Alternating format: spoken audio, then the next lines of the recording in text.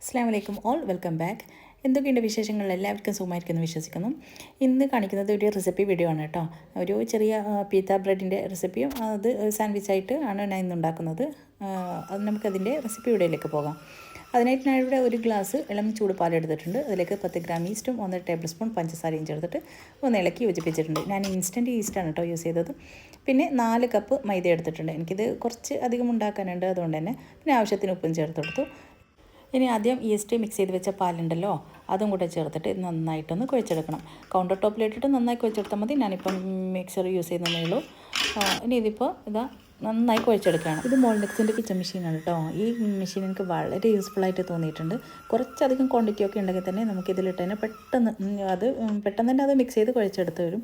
നമ്മൾ കൈ കൊണ്ട് കുഴക്കുന്നതിനേക്കാൾ തന്നെ നല്ല സോഫ്റ്റ് മാവായിട്ട് തന്നെ ഇത് കുഴച്ചിട്ട് വരുന്നതാണ്. ഇതിപ്പോൾ കണ്ടില്ലേ, പെട്ടെന്ന് കുഴഞ്ഞ് വന്നിട്ടുണ്ട്. ഇനി ഇത് നമുക്കൊന്ന് റെസ്റ്റ് ചെയ്യാൻ വെക്കണം. ഞാനിപ്പോൾ 1 മണിക്കൂർ ഇത് വെച്ചിട്ടുണ്ട്. അതിനിടയിൽ ഞാൻ വീടൊക്കെ ജസ്റ്റ് ഒന്ന് ക്ലീൻ ചെയ്ത് വെക്കാൻ പോയിട്ടുണ്ട്. മൊത്തം ഒന്ന് ക്ലീൻ ചെയ്തെടുത്തു. പിന്നെ തിരിച്ച് വരുമ്പോഴേക്കും തന്നെ 1 മണിക്കൂറായി. വീടൊക്കെ മൊത്തം ക്ലീനിങ്ങൊക്കെ കഴിയുമ്പോൾ 1 മണിക്കൂറായിട്ടുണ്ട്. തിരിച്ച് വന്ന് നോക്കുമ്പോഴേക്കും നമ്മുടെ മാവ് പൊങ്ങി വന്നിട്ടുണ്ട്. ഇനി ഇത് ഞാൻ വിചാരിക്കുന്ന വലിയൊരു ഷീറ്റായിട്ട് പരത്തിയിട്ട് ഈ അടുപ്പ് കൊണ്ട് ഇങ്ങനെ കട്ട് ചെയ്ത് ചെറിയ കുഞ്ഞു റൗണ്ടിലുള്ള ഇതുപോലെ ചെയ്തെടുക്കാമെന്ന് വിചാരിച്ചത്. അത് ഞാൻ പരത്തി എടുത്തിട്ടുണ്ട്, എല്ലാം കട്ട് ചെയ്തെടുത്തു. ഇനി നമുക്കിത് ദോശ തവയുണ്ടല്ലോ, അതിലാകുമ്പോൾ നമുക്കിത് ഒരുപാട് ഒന്നിച്ച് ചുട്ടെടുക്കാൻ പറ്റും. ഇതുപോലെ ദോശ തവയിൽ തിരിച്ച് മറിച്ചിട്ടിട്ടൊന്ന് ചുട്ടെടുക്കണം. അപ്പോൾ ഇത് നല്ല ബോൾ പോലെ ഇങ്ങനെ പൊങ്ങി വരും.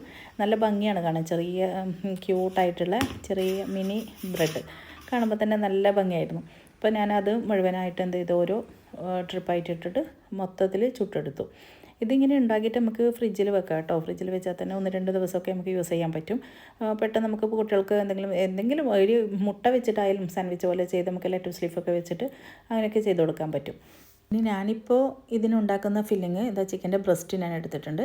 അതിലേക്ക് ഉപ്പും ചില്ലി ഫ്ലേക്സും റെഡ് ചില്ലി പൗഡർ ഉണ്ടല്ലോ, അത് 1 ടേബിൾ സ്പൂൺ ചേർത്ത്, കുറച്ച് കസൂരി മേത്തി, പിന്നെ 1 ടീസ്പൂൺ ഗരം മസാല, കുറച്ച് വിനാഗിരിയും ചേർത്തിട്ട് മിക്സ് ചെയ്തിട്ടുണ്ട്. ഇത് നിങ്ങൾക്ക് എങ്ങനെയാണ് മാരിനേഷൻ എങ്ങനെ വേണമെങ്കിലും എനിക്ക് ചെയ്യാം. ഞാനിപ്പോൾ ഇതൊരു പെരി മസാല പോലെ ആ ടൈപ്പിലാണ് ചെയ്തത്.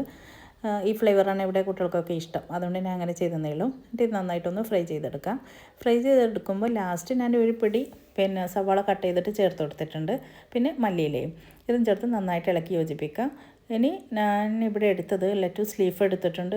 ചിക്കൻ ഫ്രൈ ചെയ്തു, ബ്രെഡും പിന്നെ ഇത് ഒരു റെഡ് ചില്ലി സോസാണ് കേട്ടോ. അതിൻ്റെ റെസിപ്പി ഞാൻ മുമ്പ് ചെയ്തിട്ടുണ്ട്. പിന്നെ അതുപോലെ മയണൈസും, നമുക്ക് എന്താണോ ഇഷ്ടം എന്ത് വേണമെങ്കിലും ഇതിൻ്റെ ഉള്ളിൽ വെച്ചിട്ട് നമുക്ക് ഫില്ല് ചെയ്യാം. ഇപ്പോൾ കുറച്ച് മയണൈസും പിന്നെ ഈ റെഡ് ചില്ലി സോസും ചേർത്ത് കൊടുത്തു. അത് കുറച്ച് സ്പൈസിയാണ്, അതുകൊണ്ട് ഞാൻ കുറച്ച് ചേർത്തുള്ളൂ. പിന്നെ ചിക്കനും ഇതുപോലെ വെച്ച് കൊടുത്തിട്ടും ഫില്ല് ചെയ്ത് ഇത് കഴിക്കാൻ നല്ല അടിപൊളി നല്ല ടേസ്റ്റായിരുന്നു. അപ്പോൾ ഞാൻ കുറച്ച് ഇങ്ങനെ ചെയ്തു, ബാക്കി ബ്രെഡ് എനിക്ക് ആവശ്യമുള്ളത് മാറ്റി വെച്ചിട്ടുണ്ട്. പിന്നെ നിങ്ങൾക്ക് ഈ വീഡിയോ ഇഷ്ടമായെങ്കിൽ ഷെയർ ചെയ്യാനും സബ്സ്ക്രൈബ് ചെയ്യാനൊന്നും മറക്കരുത്. പുതിയ റെസിപ്പി വീഡിയോസുമായി വീണ്ടും വരാം ഇൻഷാ അല്ലാഹ്. അസ്സലാമു അലൈക്കും.